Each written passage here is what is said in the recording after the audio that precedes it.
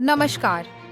आज हम एक ऐसा मामला लेकर आए हैं जो केवल एक हत्या की कहानी नहीं है, बल्कि एक संपूर्ण राजनीतिक और सामाजिक तूफान का हिस्सा बन चुका है। ईरान के पूर्व राष्ट्रपति इब्राहिम रईसी की रहस्यमय मौत ने दुनिया को एक बार फिर से सोचने पर मजबूर कर दिया है कि क्या आज की सोशल मीडिया और तकनीक के युग में भी कुछ भी सुरक्षित है। क्या यह एक साधारण दुर्घटना थी या फिर यह एक सुनियोजित हमला था?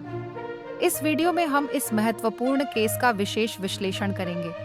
चलिए, अब हम पहले इस मामले की गहराई में उतरते हैं। इब्राहिम रईसी, जो ईरान के पूर्व राष्ट्रपति थे, का जीवन एक हेलीकॉप्टर क्रैश के साथ समाप्त हुआ। यह घटना 2024 में घटी, जब वे ईरान एजर क्षेत्र के नजदीक यात्रा कर रहे थे। यह हेलीकॉप्टर अचानक गायब हो गया और जब यह दुर्घटनाग्रस्त हुआ तो पूरी तरह नष्ट हो गया। ईरानी सरकार इस घटना से हैरान थी, क्योंकि उसने यह समझने की कोशिश की कि अचानक से ऐसा क्यों हुआ। अब नए खुलासों में ईरान के सांसद यह दावा कर रहे हैं कि रईसी ने उसी पेजर का इस्तेमाल किया था जो हाल ही में लेबनान में एक बड़ी विस्फोटक घटना में फट गया था। यह एक महत्वपूर्ण जानकारी है, क्योंकि इससे यह भी सवाल उठता है कि क्या रईसी की मौत में इजराइल का हाथ था। जैसे जैसे जांच आगे बढ़ी, हमें नए नए रहस्योद्घाटन देखने को मिले। ये कहानियां केवल राजनीतिक संघर्ष की नहीं है, बल्कि विश्व के सबसे शक्तिशाली देश और आतंकवादी समूहों के बीच के जटिल ताने बाने का प्रतिनिधित्व करते हैं। यह माना जा रहा है कि इजराइल की खुफिया एजेंसी मोसाद ने रईसी के पेजर में विस्फोटक स्थापित कर दिए थे। ईरान के प्रमुख नेता और हिजबुल्ला के अन्य सदस्य इस पेजर का इस्तेमाल करते थे, जो एक पुरानी तकनीक पर आधारित है। पेजर का चुनाव इसलिए किया गया क्योंकि यह इंटरनेट या सिम कार्ड पर निर्भर नहीं करता। इसके उपयोग से वे खुद को इजराइल की खुफिया निगरानी से सुरक्षित मानते थे। लेकिन अब यह खुलासा हो रहा है कि इजराइल ने इस तकनीक का भेद खोलने का प्रयास किया। इस योजना की चतुराई की बात करें तो यह बहुत ही कुशलता से बनाई गई थी। रईसी की मौत के बाद ईरान में स्थिति तनावपूर्ण हो गई है। यह न केवल कूटनीतिक तनाव को बढ़ा रहा है, बल्कि सामाजिक अस्थिरता को भी जन्म दे रहा है। लोग इसके पीछे छिपी सच्चाई और उनके नेताओं की जवाबदेही की मांग कर रहे हैं। रईसी की मौत के बाद ईरान कई पुरानी तकनीकों को नष्ट कर रहा है।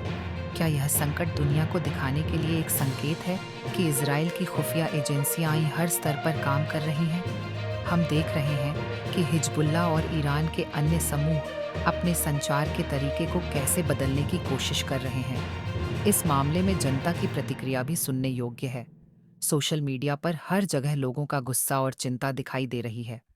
क्या यह सबूत है कि इजराइल के खिलाफ हिजबुल्ला की शक्ति कम हो रही है? क्या ईरान के बचाव की उम्मीदें क्षीण हो रही हैं? इन सवालों के जवाब हमें तलाशने होंगे। इस मामले की जड़ें बहुत गहराई में हैं। ईरान इजराइल के बीच का यह संघर्ष कई दशकों पुराना है। इजराइल की स्थापना के बाद से ही यह क्षेत्रीय समस्याएं एक नए अध्याय में बदल गई थीं। ईरान के आयतुल्ला खुमैनी ने 1979 में ईरान के इस्लामी क्रांति के दौरान इजराइल को एक दुश्मन घोषित कर दिया। इब्राहिम रईसी ने अपने कार्यकाल में ऐसे कई कदम उठाए जो पश्चिमी शक्तियों के प्रति ईरान की कड़ी स्थिति को दर्शाते हैं। उनकी राजनीति में इजराइल के खिलाफ आक्रामकता और वामपंथी विचारधारा को बढ़ावा देने का महत्वपूर्ण कर्तव्य था। इस समय इजराइल भी अपनी सुरक्षा चिंताओं को लेकर गंभीर था। पिछले कुछ वर्षों में इजराइल और ईरान के खिलाफ कई हमले और प्रतिशोधी कार्रवाइयां हुई हैं। लेकिन क्या यह रईसी की हत्या का मुख्य कारण बना?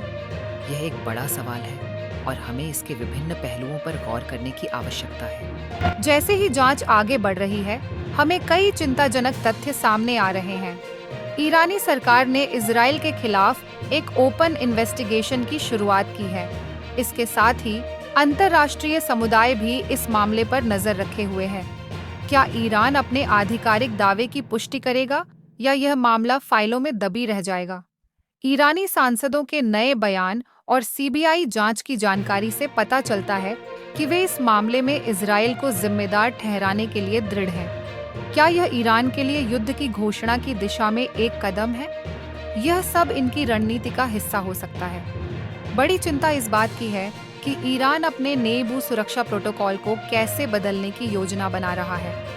वे संभवतः अपने मानव संसाधनों को अधिकतम करने के लिए नए मेथोडोलॉजी पर काम कर रहे हैं, ताकि किसी भी संभावित इजरायली हमलों से बचा जा सके।